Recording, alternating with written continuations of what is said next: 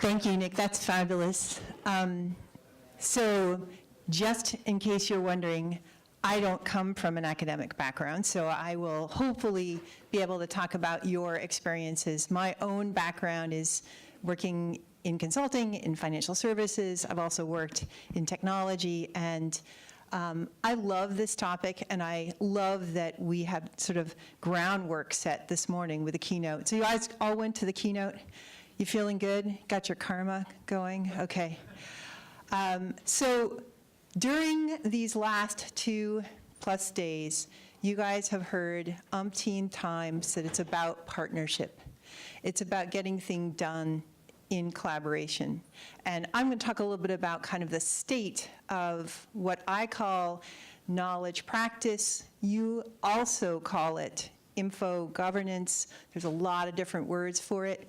It is the intersection of information management and collaboration. And my big message to you is, you may say to yourself, well, I was really wired to put things into boxes and to organize things. Or you may say, I was really wired to connect people. I've got that kind of gene. And I submit to you that you are going to be able to do both, and that, as we say, your brain is plastic. That means you're not fake. It means that you've got neuroplasticity. You are going to be able to do both. And to understand the intersection is your competitive advantage. I do not have a clicker, so I'm going to just wander back and forth here. We're going to talk about why, and then we're going to talk about how. So information governance is a Renaissance skill. How many of you guys think about rows and columns every day? How many of you think about organizing things? Yeah? All right, so I'm a rows and columns kind of gal. When I graduated my undergraduate, the first job I got was in economic research, doing litigation support. And they looked at me and they said, you like organizing things? Go and figure out every single one of our accounts with every single law firm in the country. So I just started memorizing law firm names. I can still, rattle them off. Someone tells me that they're an emerged firm, and it's like destabilizing because I remember the 2 firm names. And I thought in rows and columns. I was really into that. But I also learned that I needed to be able to connect people, because I was not effective until I was able to say, there's diversity in this team and we need to accomplish something together. It was hard.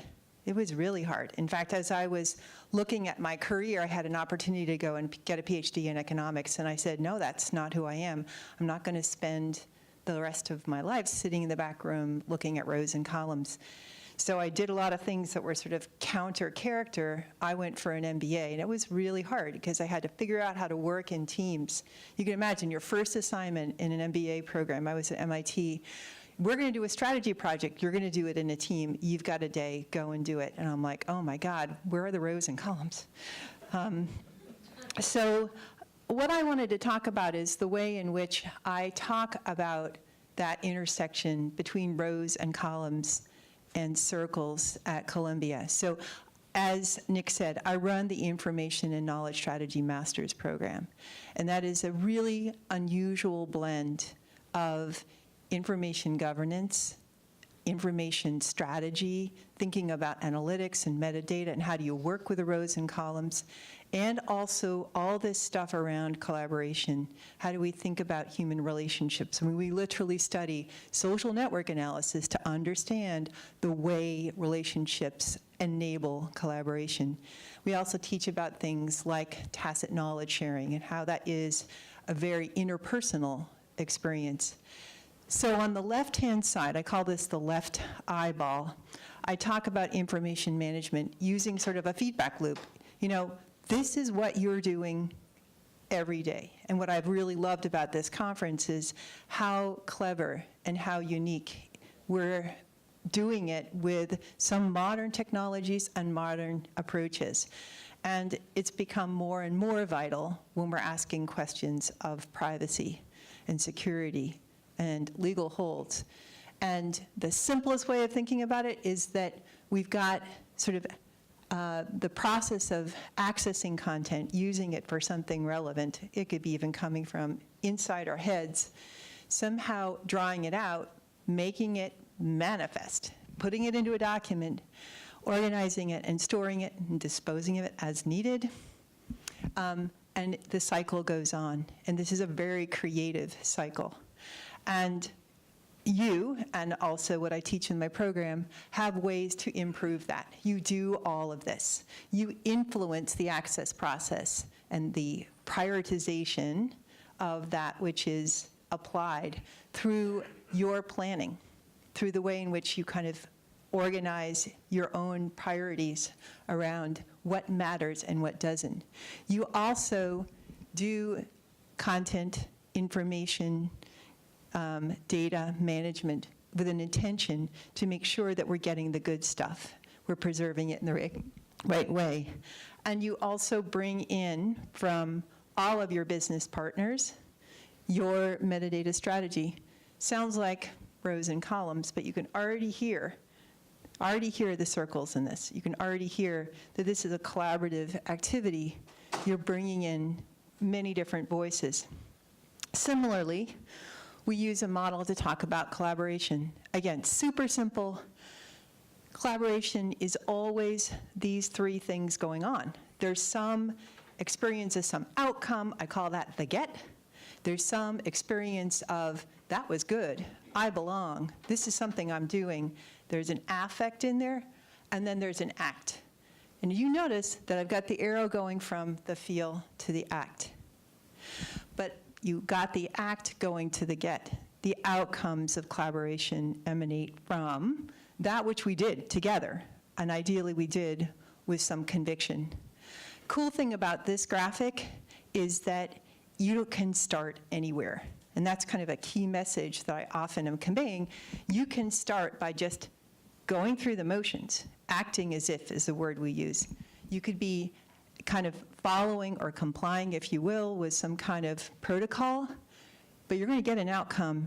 And if you're reminded about the effectiveness of that which you did, that outcome, so I might comply with a policy to retain certain kinds of documentation, discover that we averted huge lawsuits. We were able to settle because we did a damn good job of proving ourselves. You saw that outcome. It felt like just going through the motions, and that creates a convincing. And we do that on a macro level, because just because I did something doesn't mean that I directly influenced that money savings against that litigation activity. Collectively, and that's, you can see a role for leadership is holding the mirror up and saying, you're part of this thing. You helped create this. You may not have been responsible for that specific activity. And I would also submit to you that all different types of collaborations, whether they're teams, or they're across units, or they're across organizations, use these things. They all have some element of structure. They all have some element of what I call psychological safety, ways in which we address how to create some openness and some readiness to collaborate. And they all have a shared sense of purpose, which is that which we're going to get. So again, you can influence that. Put a couple of things in here. These should sound very similar. This is like pro-sci again. Thank you, Russ, for setting me up for that. Fabulous. So we can influence the way in which people recognize that they got some outcome. We can remind them that their feelings, maybe uncomfortable, are part of the good. We can also facilitate their actions. Just simply that image that he had of people coming together on a regular basis, or supporting people who are concerned or confused about why there were so many policies. That's all the facilitation. And then strategy influences, just as we saw on the last page where we're talking about information management. So when you're looking at these two things, it's helpful to kind of stay abreast of what are the big headlines. And I'm in a lucky place, as somebody who's running a program with a whole bunch of master's students, many of them older than I am and incredibly accomplished. I get to talk about what's really happening. I get the juicy stuff. I get to come here. I get to talk to you guys. I even took a records management course. Amy was there next to me. We learned a lot, and it was new territory for me. So you're going to know your own headlines, but these are the kinds of things that I'm talking about when I'm trying to sort of say, we are doing this. there's nobility in all these different parts of the information management, and this is your vocabulary. When I'm talking about my rows and columns, this is kind of the juicy stuff. I'm going to talk about metadata. Information architecture is sort of a macro term that includes metadata. I'm also talking about the complexities of having heterogeneous data, content that's structured, content that's unstructured, different data definitions, different origins, different ownership. Also, increasingly, people are talking about AI. Cognitive is a word that was fashionable. I use it less and less these days, but you are doing that, even if you don't know that you are. Every day that you sit down and you use Google, how many of you guys use Google already today? Yeah, pretty good. By the end of the day, you'll all have your hands up, both hands. We are using cognitive search. We're using something that has inferences. It's predicting, it's learning from our patterns of behavior and people who are like us, who have similar patterns. And then, you know, the term that I've used is access management. That's such an understatement, right? This is all about our privacy, our security, our policy around access consumption, personalization. The big deal here across all this information management headlines is that we're thinking about meaning, we're thinking about supporting a business outcome, and we're thinking about protecting either our companies, our environment, our society.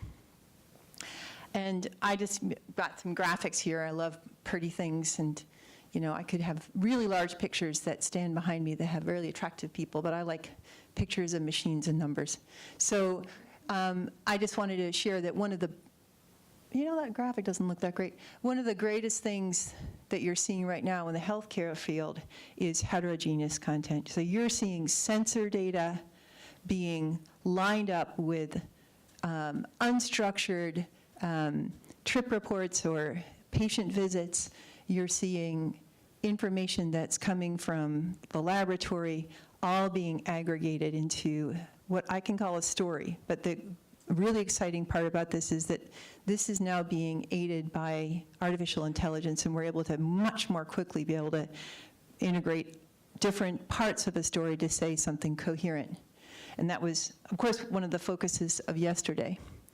And then a little bit around cognitive search. This is an example of how we go into cognitive search with things like putting together a rules engine based on our understanding of the content. And what we heard yesterday, certainly in the panel that was led by Sandy Serkis, is that this has got a heck of a lot of judgment. This is a combination of judgment and computer-aided analytics. So the collaboration headlines are similar. Again, being able to collect these and say, these are part of my repertoire, is really helpful because you're going to need to be able to say, I am both the rows and the columns as well as the circles. So these are some of the headlines I'm bringing out in my program. So lots of different types of collaboration models. What you're seeing here, for example, some of these across the board leadership levers that we can use to improve collaboration. So I already told you we need to think about the psychological safety, the structure, and the shared purpose. If you drill down into it, what do leaders get to do in order to enable that? They help unify us across the group. There's Ross, he's telling you about that. The big headline was, we were on the same page. We had our leaders actually show up in the training. We got managers. I'm sorry, Russ, I had to leave a little early, but that just resonated, echoed in my head as I was leaving. Also, networks. People who are leading collaborations go out of their way to make sure not only do they have relationships across different groups, but their staff do. The people who are in their orbit are also developing these relationships. That's a responsibility of a manager that, for me, was a really new learning. I thought, as a manager, I have to have good relationships so that I can get things done. But more importantly, my staff do. My most effective staff are the ones who also have those. This word T-shaped manager is kind of a cute term that a guy named Morton Hansen introduced.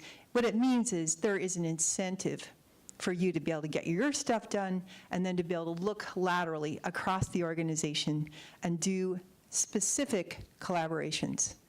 It's called discipline collaboration because you're not just a butterfly. You're not just running around saying, I'm everybody's friend.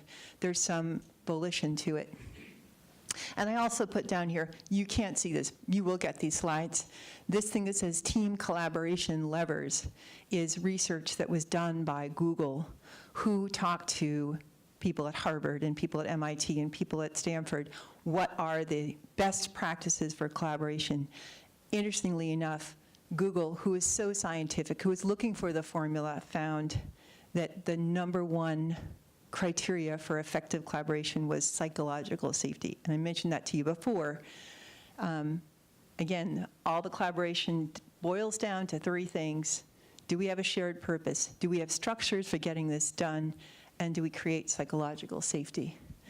Other things that I do when I'm teaching about collaboration, knowledge networks is a term that I use to describe communities of practice. How many of you guys have something like a community of practice, or you're part of an association where you guys are getting together on a volunteer basis?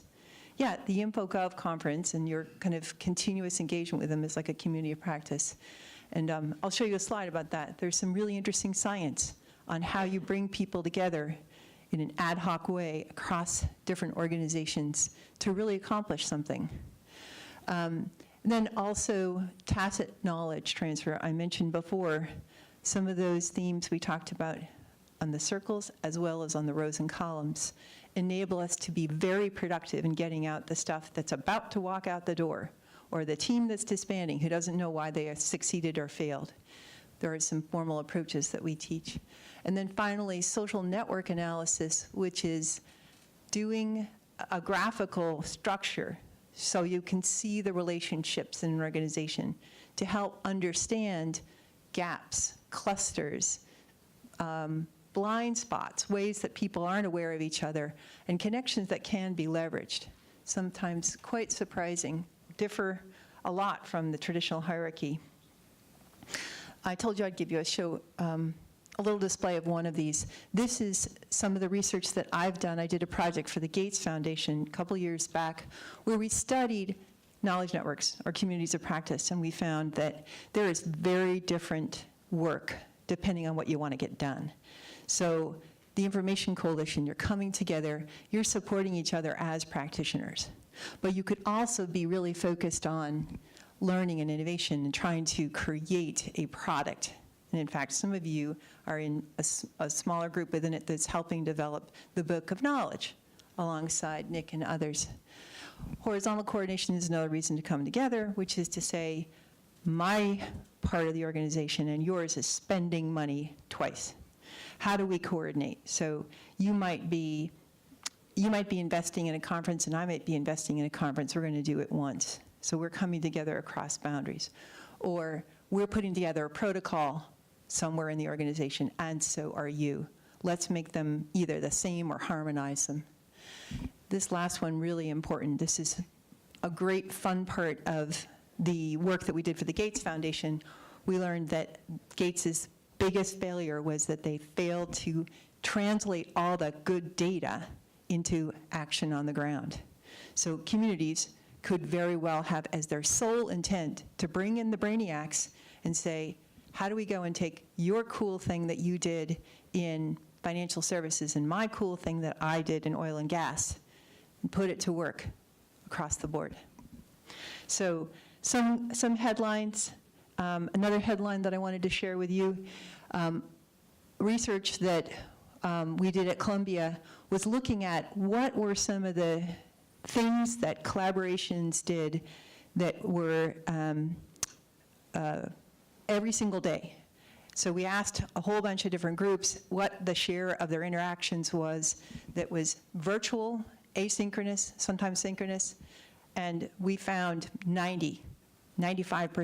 Huge amount of the interactions was in this very perilous space where you don't have, facial expression, you don't have pitch, you don't have cadence, you may have delays that may be for reasons you don't even know between conversations. Huge amount of that is email. Huge amount of that is social networks. And what we found was that this is a study we did with Motorola. The groups that had these 4 disciplines in them had the greatest level of productivity. They were most likely to create some kind of generative outcome. They were more likely to create some innovation, and they're more likely to get the job done. So sometimes when I bring this forward to different groups, I actually have each one of them kind of talk about what this means. Integrity is basically saying, I'm using my own voice. I'm saying what I understand with data. I've got a sense of agency. I'm not just putting out there something with no backing to it. I'm also asking questions cleanly. I'm not just making a statement in disguise. Courtesy is exactly what you think it is. It's being respectful. It's being respectful of the individual as well as the forum. Inclusion is making sure that you're bringing people in a timely way. You're saying, Kate, did you want to join this conversation? Come on in, you've got a point of view, this is something, you've got some expertise, or you need to know this. Also, it's not being full of acronyms, bringing people in so that we're on the same page. And then translation is being very intentional about what we got, where we're going. Translation is the one practice that is the most difficult for my students. I actually have them self-assess on what they're good at and what they're not. Translation appears to be one of the hardest ones because it's kind of standing back and saying, we've been in this for a while and this is what it means. We went here and there and we got this kind of bigger outcome. So we might have been talking about, different approaches to the GDPR. And we might have just everybody in the weeds. It's so valuable for anybody to have somebody as a voice saying, here's what we were talking about, here's where we went, this is a conclusion. It also is, incidentally, it's helpful for inclusion. Somebody who wants to kind of parachute into the conversation can read these kinds of perpetual translations and they feel welcome, or they feel like they can contribute because they're not just sort of parachuting in and just not sure why people are speaking as they are. Just a quick question. How many of you guys think you are really good at integrity? I ask clean questions. Clean questions, and I know I always defend myself with some data. Yeah, I see a lot of integrity. I'm actually not surprised for this group. How many of you guys think courtesy is really kind of your good point? You're getting really good at that, or, yeah, good. How about inclusion? How many of you guys are really intentional about bringing other people in, not using acronyms? You kind of shame yourself every time you say, oops, I used an acronym. I'm doing that today and I apologize. How about translation? How many of you guys are really feeling like you're good at translation, perpetually going out there? It's hard. It is really hard. It's easy to just chronicle. Well, Dee said this and Amy said that and Russ said that. But it's much harder to say, we've got a thread going across all of here, which is people are handling the GDPR by talking to their legal staff. We got another thread that's going across, people are handling the GDPR by changing behavior. We got a thread that's going across. It's much harder to do. But when you get good at it, it's a huge accomplishment, and everybody wants you on their team. Incidentally, we did all this research to see how people could better interact asynchronously in our 90% of our communication that is, virtual. People who finished doing a little self-assessment in my program came back to me and they said, I want this everywhere. I want this in my meetings. I want this with my boss. These are disciplines that really are helpful for me to be clean in my conversations, know what my boundaries are, and make sure they go forward. So I gave you a little bit more in this than I needed to, but let's just go on a little bit. So one of the things that you probably have been thinking, I think I also said this, is these are completely interdependent. We are good at collaboration because we have very good metadata. We have good, clean definitions, and we are in alignment. We are good at information management because we bring in the people who sound different from us. We know how to capitalize on diversity. We can talk to the lawyers and the IT people and the janitor in the same day with the same level of respect. However, one of the things I wanted to underscore is that you may think, well, I'm good at rows and columns. Or you might say, I'm pretty damn good at circles. And I'm going to submit to you that these take place in different parts of your brain, and you have the ability to change them. All right, so this is a brain. Just a quick lesson on the brain. So the most active processing part of your brain is your prefrontal cortex. And with your MTL, your hippocampus, we do the encoding, we do the selecting of information. Then with our basal ganglia, which is actually in combination with the thalamus, we encode habits. And by the way, habits are adaptive. Our ability to create habits is immensely helpful for us. If we had to encode everything and think through and sort through all the time, we'd have a damn hard time walking and reciting and driving. However, our habits can also blind us to our own biases or to the things that we know, and even the things that we've been observing, but we don't even see those patterns. Just one more. You guys probably have heard of the flight or flight mechanism. This is our animal brain. Our amygdala, combination with our orbital frontal brain. I don't even know where these are. Somewhere, orbital frontal is probably right behind my prefrontal cortex. This is our reacting to gaps. This is what we do when we see something is missing. We just go on high alert. It's just the opposite of what we do when we're sitting with our feet on the ground and we're listening to Russell tell us to breathe. But what's also interesting to kind of note here is that a lot of our creativity and insight takes place across those different parts of our brain. I'm not a neuroscientist. You probably saw before I even put this up here. But we have the ability not only to combine these various different parts of our brain as we're interacting, we can stop and see what might be rote or habit. We can stop and see where we are failing to use our judgment. But it's that combination that is really the most likely to contribute to insight, the most likely to create an opportunity for discovering something that was not there, that is a bridge between other things. Importantly, I don't know if I have a slide on this, is that we have the ability to change our own brains. I know I had this slide first. So very frequently when you're doing our rows and columns work, we're using our frontal brain, our prefrontal cortex. And when we're doing our relationship management, when we're thinking about that get, feel, act circle, we're using our lateral brain activity, and we're also very frequently using our basal ganglia, which is where this habit space lives.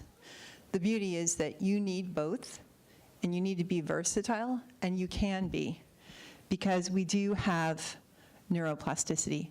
And the way to be able to be using all different parts of your brain is just paying attention. So attention density is the term that we use. And there's a really cool article. This is actually fairly long ago. This is 2006. But I would encourage you guys to just click on it. It's free. It's in the Strategy and Business publication. And Rock and Schwartz underscore that with enough attention, our being aware that we're reverting to our circles or we're staying in our rows and columns, we can actually change the circuitry of our brain. So with enough attention density, individual thoughts and acts of the mind can become an intrinsic part of an individual's identity. Who I am, how I perceive the world, and how I react, right? So if I'm going to do a get, feel, act in a different way for my next collaboration, I can control it by being aware. So I just wanted to give you a really quick example. The Internet of Things is like the most techie, the most kind of prefrontal cortex, the most rows and columns of all.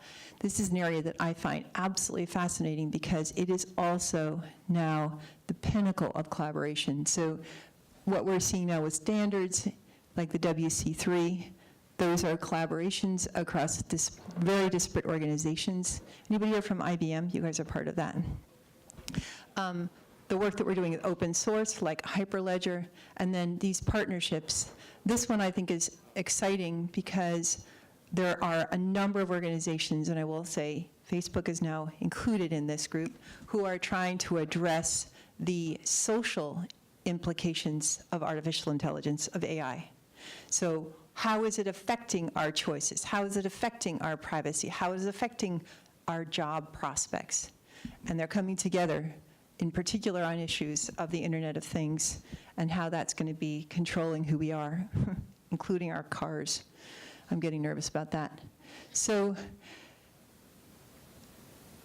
I guess my concluding thoughts to you are that we have an opportunity to bring our whole selves to what we do. How we very articulately think about problems, and we use our judgment and our, as I said, our prefrontal cortex to think about the rows and columns and order that we bring about. But we also have the ability to use some of those lateral brain functions to create collaborations that are really transformative. The key point here is that you're making a commitment to do something that could change you. You could do it by choice. And it's different to collaborate versus to just coordinate or just cooperate. And I'm inviting you into that space. So thank you very much. Thank you for listening today.